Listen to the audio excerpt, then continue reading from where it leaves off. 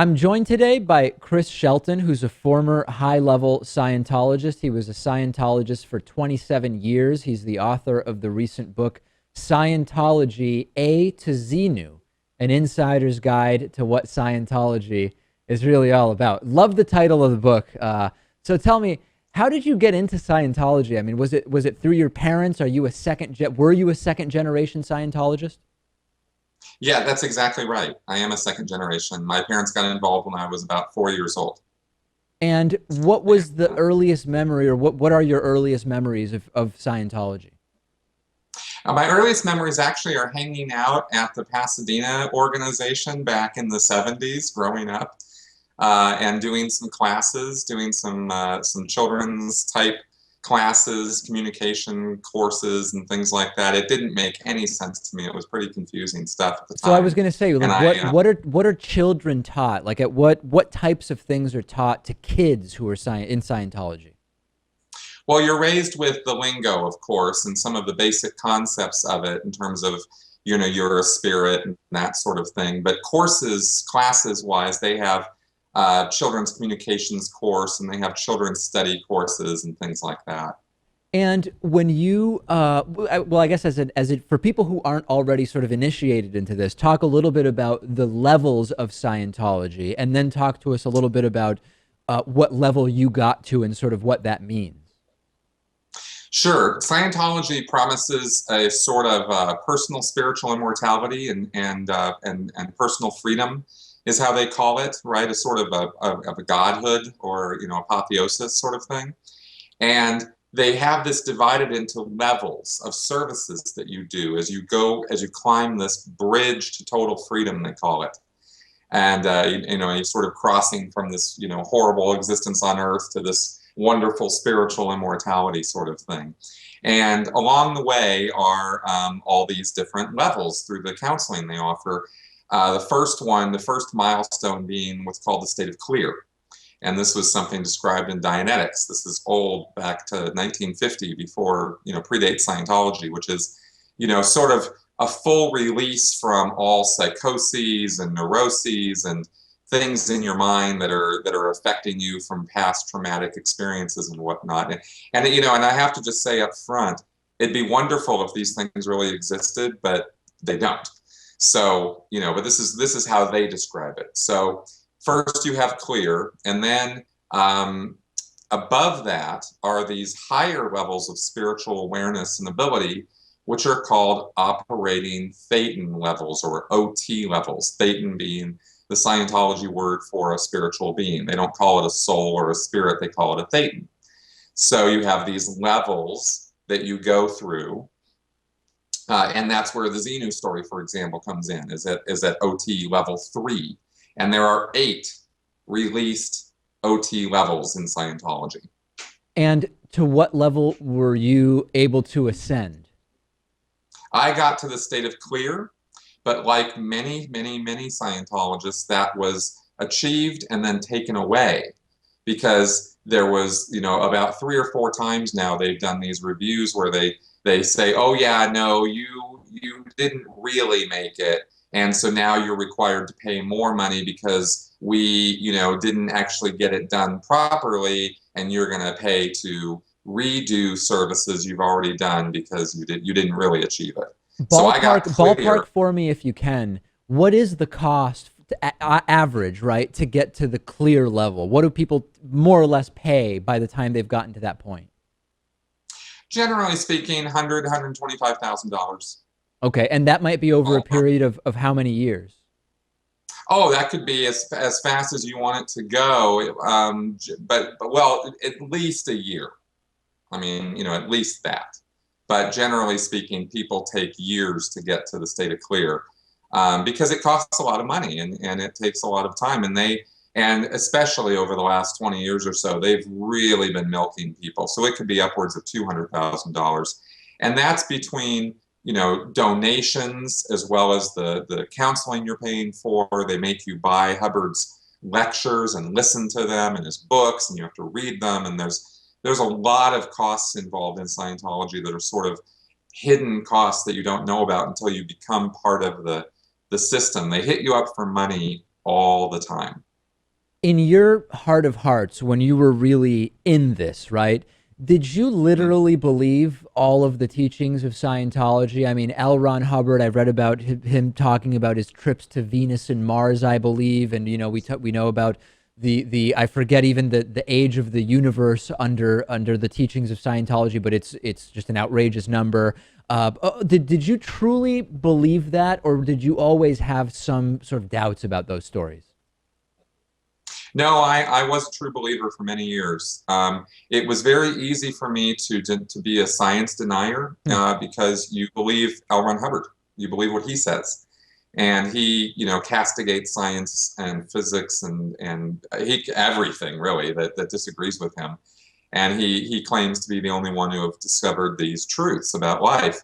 And you go, okay, well, there's a certain degree of plausibility that somebody could discover something that nobody else knows and then share his work. So you go, okay, you give a little bit and you give a little bit and you give a little bit. And then really what happens is before you really have thought the whole thing through after months and years of this, you're accepting things as true that are absolutely ludicrous that on day one you never would have accepted. But as you've progressed through this belief system and accepted Hubbard's authority on things, you find yourself believing things like, the universe being, trillions and trillions of years Right. old, and he could travel spiritually to Venus and Mars and things like that. There are so many allegations of assault and abuse and violence in the Sea Org, where you ultimately within which you worked ultimately. Were you ever Yes, assaulted? yes, I was. Can you I talk was a not little a bit about I that? was not assaulted. I'm sorry. Yeah, I was not assaulted by David Miscavige personally. It was one of his juniors who did it. And there's a lot of physical abuse, not just physical assault, like directly somebody hitting you, but there's, much overwork, sleep deprivation. The Sea Organization is Scientology's clergy. It's the core group of Scientology that are working 24/7, and it's a paramilitary group. So there's ranks and ratings, and people are saying sir and saluting and all that. And I mean, there was a period of a week one time where we were working on a particular project where I got about 3 hours sleep over a 5-day period. It's an intensely dedicated group, but they take it way too far in how hard they're worked for the cause. And there's a lot of burnout, a lot of people, just crash and burn and end up leaving. And and at one point, I was in a high intensity situation where somebody, the senior person to me, got very, very, very upset with me over something I didn't even do wrong. That was what was really so unjust about the whole thing. And she ended up, beating me in front of a room full of people to make her point that she was very upset with me. She, shook me, grabbed me, and beat me. And is it sort of understood that you can't retaliate in a situation like that? Oh, very much so. If had I done anything other than accept it, I would have instantly been sent to Scientology's Rehabilitation Project Force, or the RPF. And ironically, I ended up there anyway years later. But that would definitely have been the consequences of me retaliating or speaking back or even complaining later to somebody else, even after things had chilled out. If I had gone and said this was wrong and shouldn't have happened and all that, she was in such a position that it would have been unquestionable. It would be unthinkable to have said anything against her. You recruited more than 10 people. The exact number offhand, I don't remember, but I think it was somewhere between 10 and 12 people to the Sea Org. Question one, Yes. are any of those people still part of the Sea Org? And two, do you feel guilty for having recruited those individuals? I don't know for sure. I know some of them left before I did. I don't know if all of them are still in or not. And guilty, yeah, I guess I do. I certainly am not happy about it. I wish I of course at the time was not doing it out of malice or because I thought I was part of a con job. I honestly believe that what we were doing was truly making a difference and was truly going to save the world. Those are the words I would have used. And in fact, those are the words I did use to recruit people. So I was a fervent believer at that point. But I'm looking back on it. Yeah, I'm regretful about it. I wish I hadn't done that. I'm going to remind everybody, Chris Shelton's book is Scientology A to Xenu, an insider's guide to what Scientology is really all about. Let's take a break on our TV and radio show. We're going to continue a little bit longer with Chris Shelton and talk about SP, Suppressive Persons. The full interview will be on our YouTube channel. So, Chris, let's talk a little bit about, as I mentioned, suppressive persons. You know, my mom at one point inadvertently hired a Scientologist handyman, and I was sort of left to monitor his work when she was on vacation. And he started talking to me about Scientology. And initially, I thought he was sort of bringing it up to sort of make fun of it with me or poke fun in some way. And it became clear immediately when I said, oh, yeah, that's the religion based on that science fiction guy's books, right? Sort of innocently. He very quickly went and talked to me about how, no, people who believe that are suppressive. And of course, I now realize, more than 10 years later, he was referring to suppressive persons. So explain to our audience sort of what that status is and what that means. Yeah, suppressive persons were originally kind of formulated by Hubbard in the 60s as the antisocial personality, and they were presented as the kind of person or the kind of personality that you would read about in The Sociopath Next Door. You know, like a really bad person, a Christie or a Hitler or a Napoleon are some of the examples Hubbard gave, and of course those people exist, and it's very easy to see in history and in the news that such personalities exist. However, over the next few years, what happened was that label of calling somebody a suppressive person started taking on sort of internal political and you know, control overtones, where if somebody started speaking out against Hubbard, they were automatically, obviously psychotic and nuts, because look at what Hubbard was and how great he was. And so this label of a suppressive person started being used as a control mechanism within the Church of Scientology. And if you were labeled a suppressive person, Scientologists assume you must have done something to deserve it. And because the church, of course, would never do this to control people, right?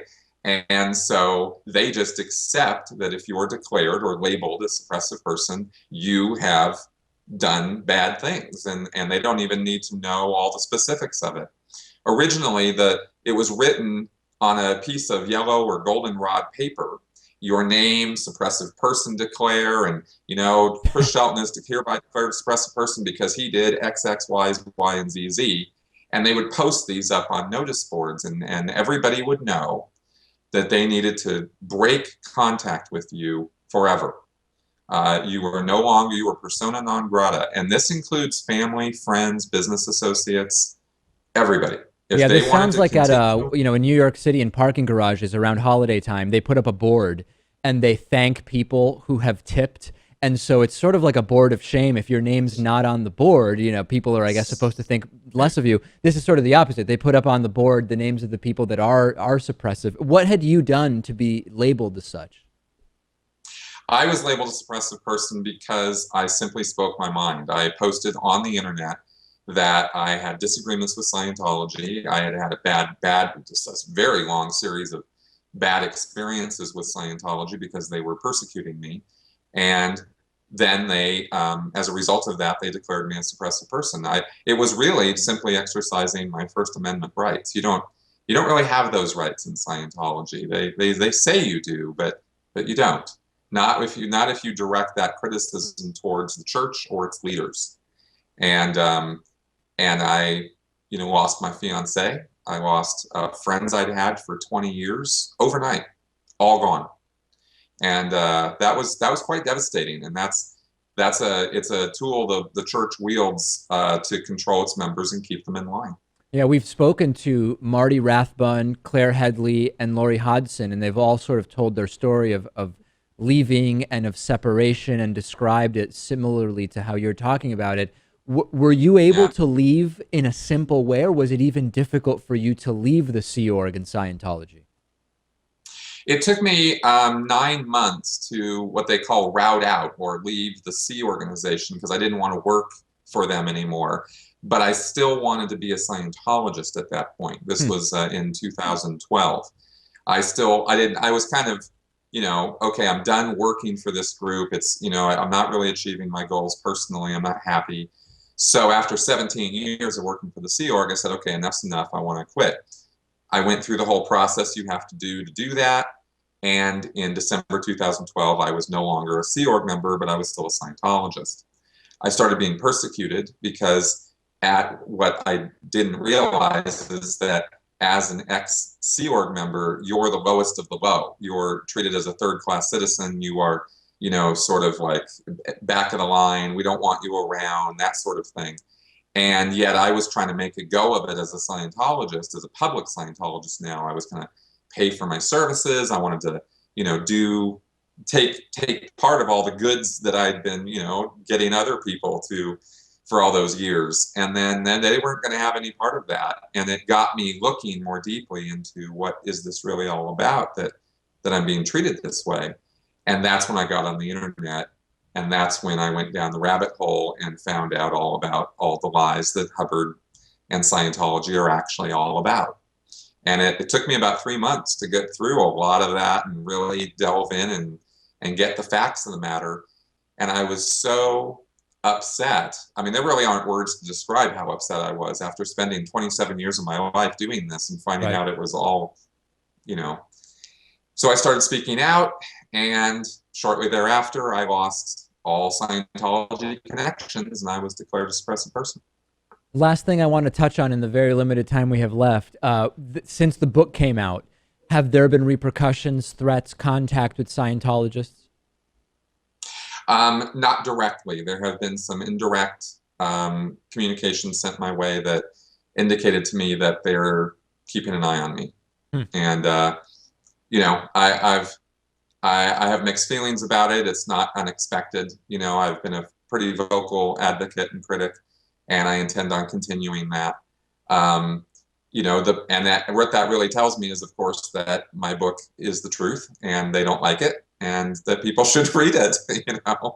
Well, I'll mention once more, the book is Scientology A to Xenu, an insider's guide to what Scientology is really all about. We've been speaking with the book's author, Chris Shelton. Chris, thanks so much for sharing your story.